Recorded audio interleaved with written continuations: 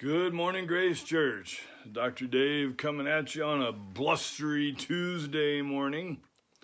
I hope you guys are having a good week so far. I hope everyone is still 10-fingered after the 4th of July weekend. We certainly had a good time around here. Blew lots of stuff up, didn't blow ourselves up, which is good.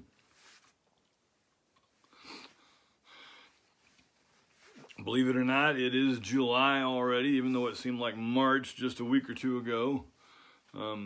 July is definitely reminding us that it's here. It was hot yesterday, not quite as hot today, but I'm supposing it's going to be hot later this week. So this morning, I wanted to spend a little bit of time in Romans talking about an idea that we talk about often and kind of trying to gain a biblical perspective on it. And it's the idea of hope. So Romans chapter 15, verse 13 says, "May the God of hope fill you with all joy and peace as you trust in him, so that you may overflow with hope by the power of the Holy Spirit." So Romans, the book of Romans in the New Testament, is Paul's letter to the church at Rome. And like any ancient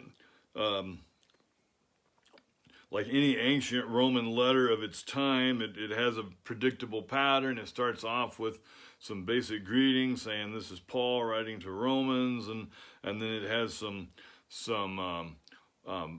familiar introductory remarks, encouragements and such, and then he has a big huge theological section, which is most of Romans in this case, and then towards the end he winds down into more of the hi, how are you, say hi to Joe and Pete and Sam and everybody else. And this is kind of towards the wind down of his theological arguments, where he's actually been talking about unity and people with a strong conscience versus people with a weak conscience need to get along and help each other out and not fuss at each other. And so he has this remark, "May the God of hope fill you with all joy and peace as you trust in him, so that you may overflow with hope by the power of the Holy Spirit." So hope is kind of a funny word in our culture. It's a little bit like the word love. We use the word love to talk about all sorts of things. I love fishing. I love hot dogs. I love the Dallas Cowboys. I love the New York Yankees. I love Star Wars. I love my dog. I love my kids. I love my wife. I love my truck. And so it's a word that we use in lots of ways to mean lots of different things. And hope is a little bit the same. For example, Detroit Tigers fans hope that they'll have a good year. Some of you are laughing. I'll give you a moment. When we lived in Michigan, we used to always say it's much better to be a Lions fan than a Tigers fan, because the Lions never make you think they're going to be any good. My daughter had a dentist appointment this morning, and so, we go to the dentist and hope that it won't be painful. Ha ha. Some people don't study for a test and hope that they pass. Some people go out on a date with someone from an online dating service and hope that they aren't a serial killer. Some people go fishing and hope that the fish are biting, like Brandon. Bo plants his fields and hopes that he has a good crop. And we trust in God and hope that he comes through. And these are all different ways that we use the word hope. And the Bible distinguishes between what it calls vain hope, which is, Detroit Tigers fans hoping that they'll have a good season, or Brandon going fishing and hoping that the fish are biting, versus the hope that we have in God. And the Bible has a lot of illustrations in this regard where they talk about agriculture. They talk about farming. Remember the people Jesus was talking to, a lot of the people Paul was talking to, this was an agrarian culture. And so just like Bo, they would go out and they would plant a field and they would hope that they would get a crop. And they didn't have all the fancy stuff that Bo has today. They didn't have big fancy tractors, and they didn't have field men like they didn't have field men that would come out and test the soil and test their plants, and they didn't have fancy irrigation equipment like wheel lines and pivots and lineals and all that good stuff. They would just throw seed on the ground. They would dig the ground a little bit, and they'd throw seed down, and they would cultivate and pull weeds and stuff like that, and hope that they would have a good crop. But like Jesus pointed out on various occasions, that hope was not a vain sort of hope. They had planted crops before, and they knew that if they planted and did the right things, that they would have a harvest, and it wouldn't always be the same harvest every year. Indeed, Jesus' parable of the sower, also known as the parable of the four soils, illustrates what was their usual expectation, that they would scatter seed everywhere. Some of it would fall on hard ground and would just get eaten up by birds, and some of it would fall on stony ground and it would come up, but as soon as the sun came out, it would wither. Some of it would fall among the weeds, and get choked out. But then that seed would fall on the good ground, and it would bring forth a harvest of 1, 10, 100 fold, and that was farming back then, and that's farming today.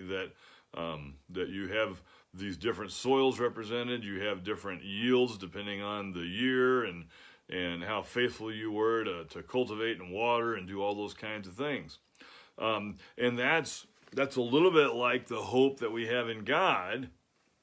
Not that it depends on us per se, but that we place our hope in God with this resolute knowledge that God is going to come through. Hope in this regard is not a sort of empty, gee, I hope it works out sort of a thing. The hope that Paul's talking about here is this resolute knowledge that if we trust in God, that he will come through. And look at what he says here. May the God of hope, fill you with joy and peace as you trust in him. So the only thing that Paul is suggesting that we do in this is trust in God, the God of hope. And then he does the rest of it. He fills us with joy and peace, and he makes us to overflow with hope by the power of the Holy Spirit. So look at what he's not saying. He's not saying, may the God of hope strengthen you as you muster up more joy and peace, so that as you work harder, you may overflow with this hopeful feeling by working harder and grunting louder. That's not what it says at all. It says, may the God of hope, may he fill you with joy and peace as you trust in him, so that you may overflow with hope by the power of the Holy Spirit. See, the whole point of the Christian life is not to grunt louder and work harder and do more in the vain hope that by doing that, somehow or other, life is going to work out better because God's on our side, and the more we show we're on his side, the more he's on our side. That's not the point of the Christian life at all, and it's not what the Bible teaches. What the Bible teaches is that we trust in God, and as we trust in him, place our hope in him, that he will fill us with joy and peace, joy, that pleasant state of mind despite our circumstances, as opposed to happiness, which is good things are happening, therefore we feel good. Joy is feeling good in spite of horrific circumstances around us. And he fills us with peace. Just the serenity in the middle of a storm as all is going to heck around us, and we're able to just sit calmly and watch and know that it's going to turn out well, because as we trust in him, we are overflowing with hope by the power of the Holy Spirit. As we trust in God, and are daily confessing our sin and daily being filled with the Holy Spirit, Some of you remember when I talked about the chocolate milk illustration, that we put chocolate in our milk, and if we just let it sit there, the chocolate all settles to the bottom. But then we get in and we stir it up, and suddenly it's full of chocolate again. It's the same way with the Holy Spirit. The Holy Spirit is there, and then as we trust in God, that stirs up the Holy Spirit in us, and we're able to walk in that power so that we overflow with hope by the power of the Holy Spirit. And so that's my thought and my challenge for the day is, as we walk trusting in God, know that he's going to fill us with joy and peace, and that we're going to be overflowing with hope, and not the vain sort of Detroit Tigers fan hope, or the painless dentist visit hope, but the sort of hope that knows beyond all doubt that things are going to work out, maybe not as we want them to work out, but as God would have them work out in our lives, because he's the one that's in control. And that's what we're trusting in, is this God of all hope that's in control of our lives, working his purposes out through us. So we'll see you guys virtually tomorrow night, and have a great week.